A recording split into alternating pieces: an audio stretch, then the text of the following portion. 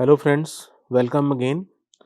In this week 4, we are learning about the use of the gel printing, different protocols for the gel printing, and we have seen some of the controllable parameters on my gel printer, and we also explored some of the things that are related to basic optimization of the process. Like if I am interested in tensile coupon, I am interested in compressive coupon, so accordingly I can make the standard CAD file and can print those component on my gel printer. Now I am going to discuss one case study that has been completed in our lab for the development of typical shoe sole with a gel printer, and it has some sensory properties that can be used for knowing the health of the patient, and specifically the digital twinning of the patient. So here we start. What we explored actually in this study is we use a room temperature vulcanizing RTV liquid silicon rubber. This is a very common material, RTV liquid silicon rubber, for developing flexible and durable shoe soles, right? So already this is a commercially available material, so we have not actually prepared the gel. We have a commercially available gel which is categorized as RTV LSR, right? Liquid silicon rubber, for developing a shoe sole using a 3D printing. So people have reported use of this type of shoe sole material, but till now the sensing part in this type of shoe sole material has not been added. Although our one week is specifically attached for the sensor application, but the one stage we must understand how we can add the sensing behavior into that material, right?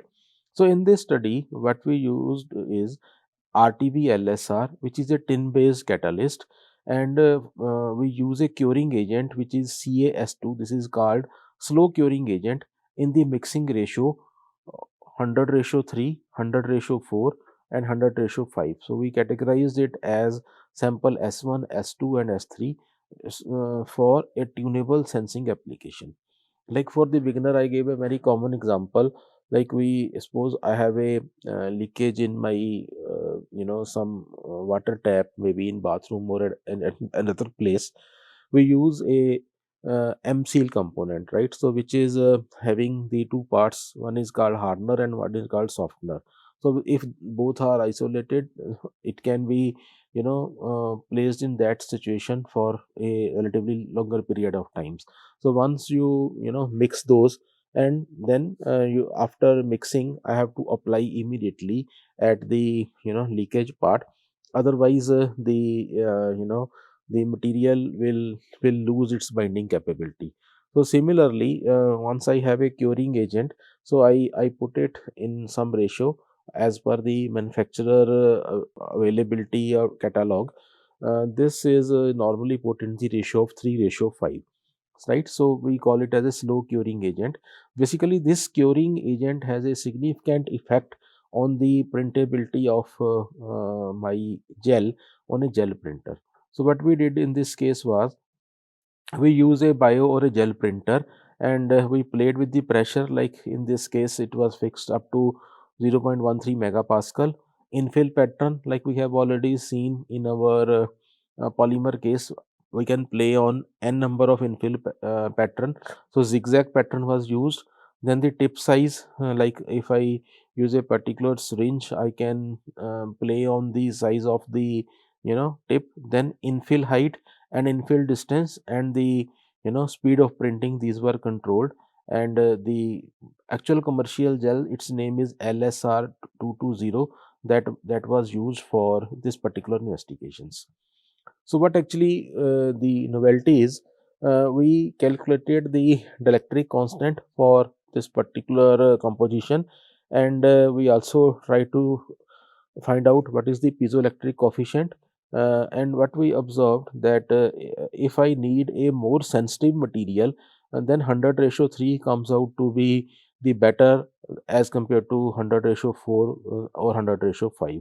So the result was plotted with the voltage resistance analysis, scanning electron microscopy analysis, EDS analysis, and the porosity percentage.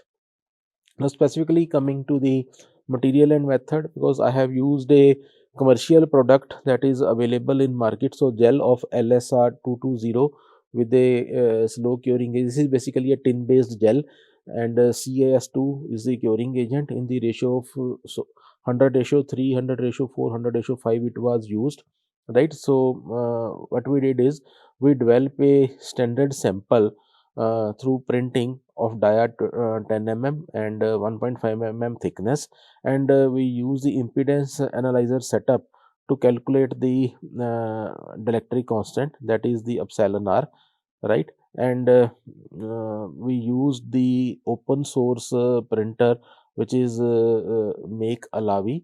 Now it is overtaken by a company called 3D System, and its earlier name was BioBoat. So there are many commercial manufacturer who make this type of 3D printer. So the parameters like extrusion pressure, pattern, tip size, these were kept fixed. Then once I have a printed disc which was of 10 mm dia and 1.5 mm thickness, we applied a silver coating, and we put that disc on a impedance analyzer which can have a frequency up to 8 megahertz. And then to get the output in the gigahertz range, we basically use the debye model, debye relaxation model. These were the standard equations that were used, and we try to find out the result in the gigahertz range, that is 2.45 gigahertz.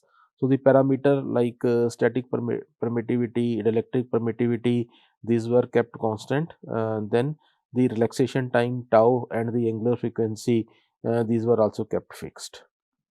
Now this is a very wonderful analysis.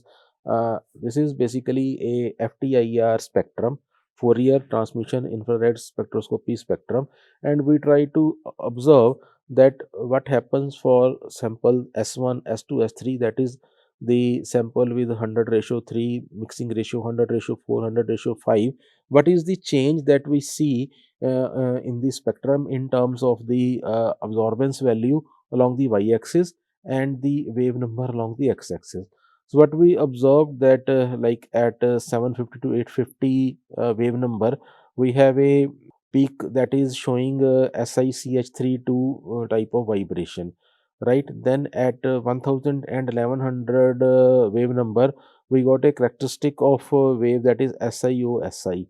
So this type of behavior was again observed in sample S2 and in sample S3, but with the difference in the absorbance value that is available, you can see on the screen, that has been different for all the three cases, right.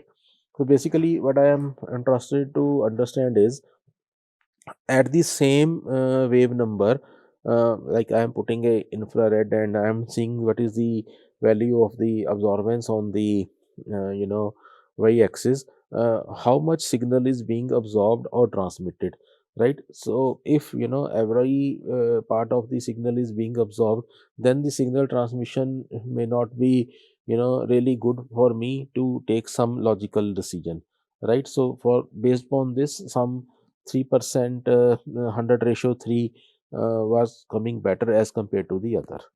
So what we did is we used the impedance analyzer and measured the dielectric constant, right. And then using the debye model, we calculate the epsilon dash and epsilon double dash, that is the loss factor. And then based upon this, we calculated the sensor dimension using the ANSYS platform, and we developed the conducting plane substrate and the conducting patch. This will be more clear once we will have a complete understanding of our sensor fabrication. But at this stage, we can take it like that. If I am using a sample S1 epsilon r of 15.73, you can see the dimension of the sensor are relatively smaller. Like in typical manufacturing application, the sensor miniaturization is a big task, right? Then we measure the D33, that is the strain, right? So the strain produced here is 132. Then we sample S2 is 129, the sample S3 it is 125. Now if you are having a more strain, that means you can have a larger deflection, and the signal transmission is fast, right? Similarly, we have a less resistance for this type of sample, that is observed in this value of, for S1 it was coming to be 40. This is the actual behavior of the dielectric property variation. You can see how it is measured in a small video.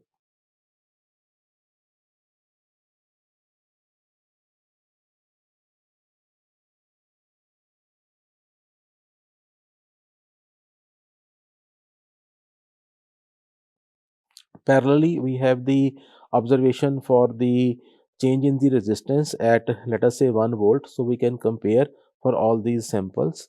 Then using this similar data, try to go for the TG analysis, and basically we want to understand the difference in the or the change in the weight, or in simple word the weight loss, as a function of time and temperature. You can see this small video how we go for the TGA analysis.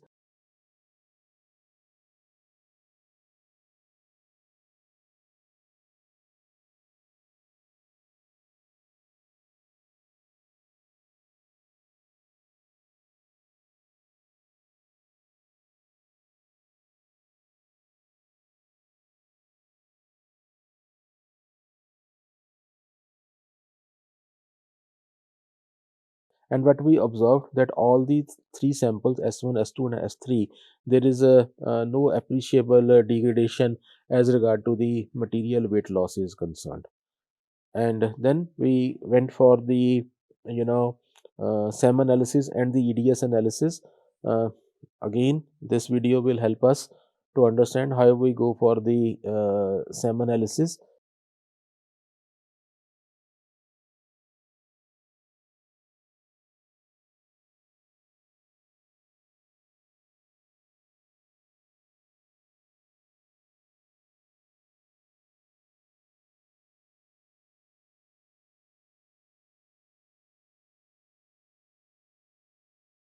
And based upon the SEM, we got a porosity that is based upon ASTM B276 code.